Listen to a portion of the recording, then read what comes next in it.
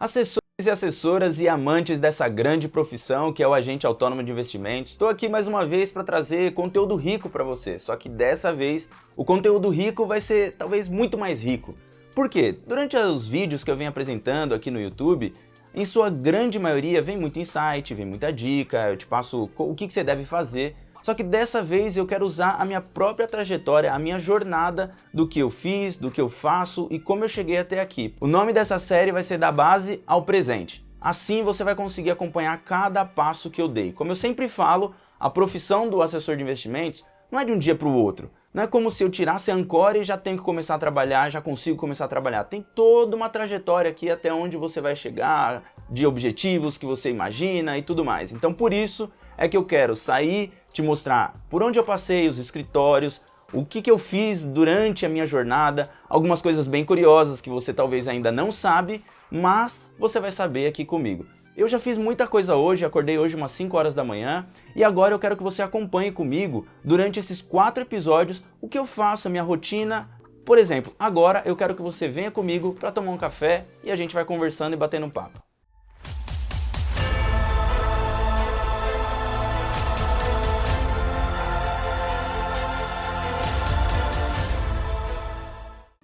Como eu te falei, eu gosto de acordar às 5 horas da manhã, mas esse não quer dizer que é um hábito que você também tem que seguir. Esse é o meu hábito, esse é o meu ritual, é assim que eu gosto de tocar a minha vida e isso me ajuda a ser mais produtivo, até porque a gente quer ser mais produtivo, esse é o foco, né? Então a primeira dica que eu quero te dar é a seguinte: arrume o seu ritual, tenha o seu ritual. Eu gosto muito de tomar café, por exemplo. Esse é um dos meus rituais pela manhã. Eu vou te apresentar outros aí ao longo da série, ao longo dos capítulos.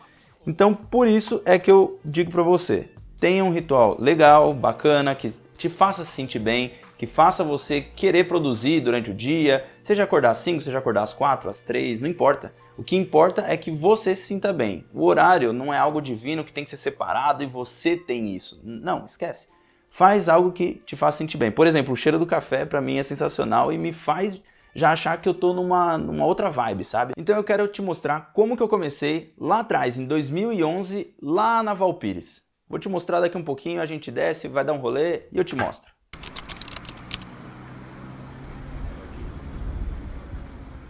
Quando eu era mais novo, eu via meu irmão trabalhando, eu tinha uns 15 anos de idade, eu via meu irmão trabalhando e eu pensava, cara, eu quero trabalhar.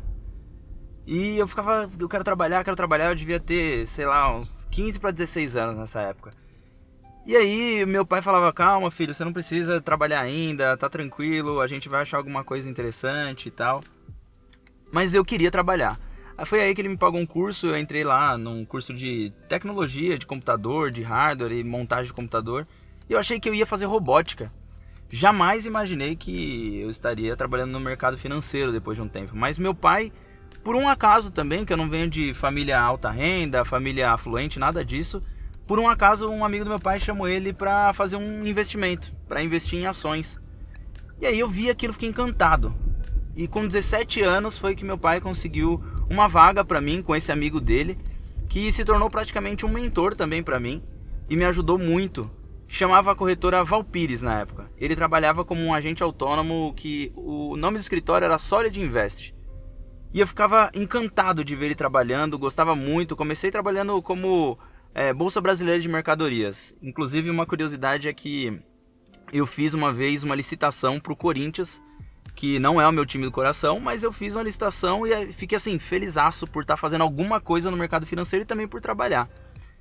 Foi então que, num dado momento, me colocaram para trabalhar quase que como um operador da Bolsa de Valores, sabe? Mas coisa desse tipo. E eu fiquei mais encantado ainda. Então eu não esperava que isso fosse acontecer na minha vida, jamais esperei por isso.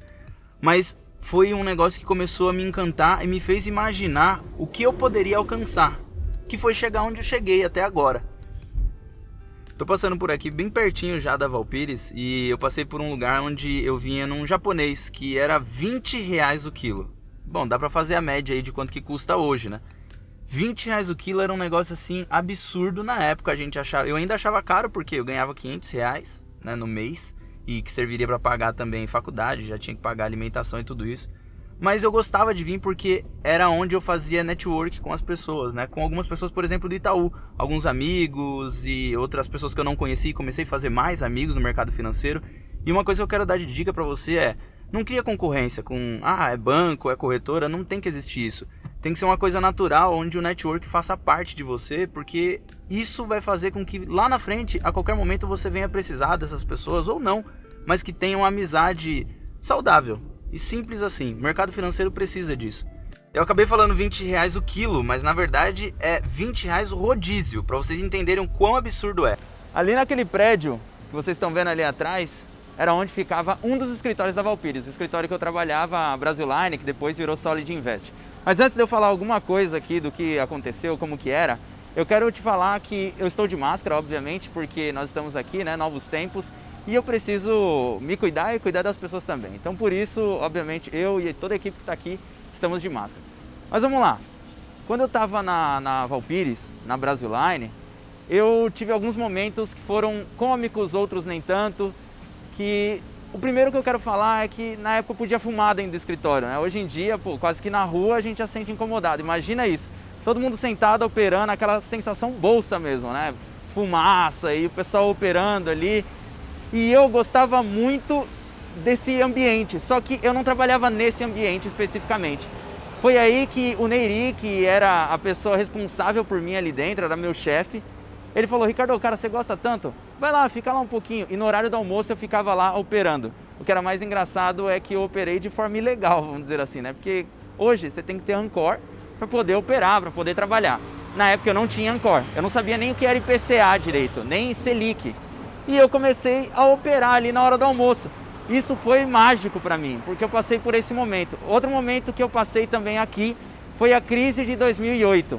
Um cliente acabou fazendo um termo, para você que sabe o que é termo, ele acabou fazendo um termo bem na crise de 2008, um pouquinho antes ali de setembro, um pouquinho antes do que aconteceu. Tudo isso eu vivi aqui, na Brasilline, onde eu passei ali uns 2 anos da minha vida.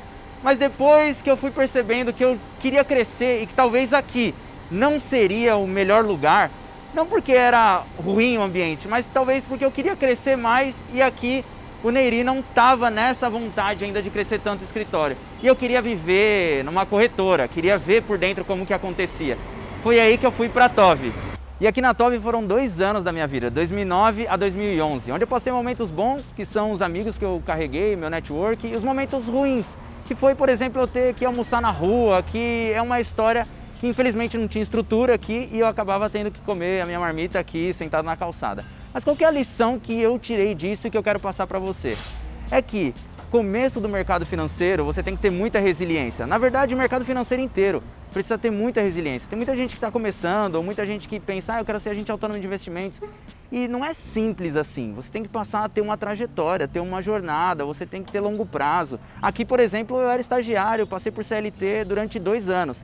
Então, a lição que eu deixo é: estude, pense, tenha paciência, vá buscar o seu sonho, mas com calma. Não vá direto com sede ao pote só porque agente autônomo ganha rios de dinheiro, não é bem assim. Mas em 2011 foi que eu decidi me tornar agente autônomo de investimentos. Foi onde eu fui para XP Investimentos. Quando eu passei na Ancor e fui me afiliar ao escritório na XP Investimentos lá em 2011, eu tinha a noção de que eu iria passar por algum perreio, mas não achava que era tanto. Porque, primeiro, eu achava que ia ter algum tipo de salário. Quando eu entrei lá no site de procura de emprego, né, para me afiliar ao escritório, tava lá primeiro que ganhava R$10.000. E isso eu falei: pô, agora sim, né, achei o que eu queria. Mas R$10.000 era variável. Para quem conhece o agente autônomo, sabia como que era, mas eu não sabia. Então eu entrei, me afiliei nesse escritório, foi onde eu conheci o Thiago Nigro. E a gente foi batendo papo, inclusive, nesse escritório, me passou muito ensinamento ali. Ao mesmo tempo que a gente também teve algumas discussões nessa época, mas durante esses 2 anos que eu passei afiliado à XP, eu achava que eu ia ter muita liberdade. E realmente eu tinha. Eu gostava daquilo, me sentia bem como um agente autônomo de investimentos. Só que em 2013 eu me vi desistindo de tudo. Eu simplesmente desisti, não queria mais ser agente autônomo. Mas antes de eu seguir contando para você como é que foi essa desistência, o que aconteceu, o que me motivou, vamos voltar lá atrás. Lembra que eu te mostrei que eu comecei lá no Centro Velho, no centro de São Paulo, ali próximo da Sé? Muitas pessoas hoje que começam na carreira, no mercado financeiro, querem começar na JK, na Faria Lima, querem usar o coletinho, né? É coisa que a gente vê hoje. Só que eu quero dizer para você que não é bem assim. Nem tudo pode ser como a gente gostaria de ser, né? A gente gostaria de ser um CEO de uma grande empresa logo do começo. Mas o tempo, ele é rei. É o tempo que manda. Quanto mais tempo você tem, mais experiência você vai ter para poder atender o seu cliente, para poder gerar a sua renda. Nem tudo começa assim de um dia para o outro. E ser um assessor de investimentos não é de um dia para o outro. Você precisa passar por toda uma trajetória, toda uma jornada. Veja, eu comecei a contar a história aqui em 2007. Eu estou contando para você que em 2011 foi onde eu me tornei agente autônomo, em 2013 eu estava desistindo, porque eu não via mais sentido naquilo. Então, uma lição que eu quero deixar para você é resiliência. Assessor de investimentos, ele precisa ter resiliência. Precisa ter também paciência, muita paciência. Hoje, nas minhas mentorias, eu vejo muitas pessoas assim com uma ânsia muito grande, com uma vontade muito grande de: Ricardo, como que eu faço para ganhar 10 mil reais? E quando é que eu vou ganhar 20, 30? Quando que eu vou chegar em 100 milhões de base? Quando, na verdade, não é assim. Tudo tem seu tempo. Para você prospectar um cliente, você demora às vezes 3 meses, 4 meses. Um cliente realmente afluente, um cliente que tenha patrimônio maior aí do que 5, 6, 7 milhões, que é esse o que importa de verdade. Não que os outros não importem, mas também vai demorar, só que esse demora muito mais, até porque ele tem que confiar o patrimônio dele, toda a vida dele, tudo que ele construiu em suas mãos, basicamente. Então tudo leva tempo. Por isso, passando desde 2007 a 2013, eu entendi que a gente precisa valorizar as pessoas, porque tudo que eu passei, essas pessoas que estiveram comigo, desde lá de trás, o Neiri, meu pai também, que me deu diversos insights, que foi um dos meus maiores mentores aí na vida e continua sendo, e outras pessoas que foram passando também, até as que desistiram de mim, né? No meio da empresa ali, a pessoa, eu acho que o Ricardo não vai conseguir. Até essas foram as que deram maiores lições para mim. Então, o que eu quero dizer para você é que algumas vezes vai acontecer de alguma pessoa dizer que você não consegue, que não é possível, mas só depende de você e das pessoas que estão à sua volta de entender que essas pessoas, elas não conhecem a sua vida, não conhecem o caminho que você traçou e onde você quer chegar. E ser assessor de investimentos, você não pode dar muito ouvido para essas coisas negativas, você tem que ter muita resiliência. Você tem que ter um casco muito forte para ouvir e continuar. Até o meu pai, que eu falei que é o meu maior mentor, em um dos momentos da vida ele disse: não faz sentido você ser agente autônomo. E hoje eu estou aqui na frente de uma câmera dizendo para você que faz sentido. Uma outra pessoa que foi a que me colocou dentro da TOV, depois disse para mim que eu tinha que me tornar advogado, que o mercado financeiro não ia ter sentido. E hoje eu estou aqui, podendo dizer para você que eu alcancei o que eu alcancei, cheguei no maior escritório de agente autônomo do país e agora dou mentoria para assessor de investimento. O que é possível então? É muito subjetivo. E é justamente isso que eu quero mostrar para você num próximo episódio. Por onde eu passei e por que eu desisti e o que eu fiz depois dessa minha desistência. Escreve aí embaixo nos comentários o que você acha que foi que eu fiz. Escreve aí, quem sabe você acerta e aí eu vou comentar e vou dizer para você acertou ou você não acertou, e aí no próximo episódio você vai ficar sabendo.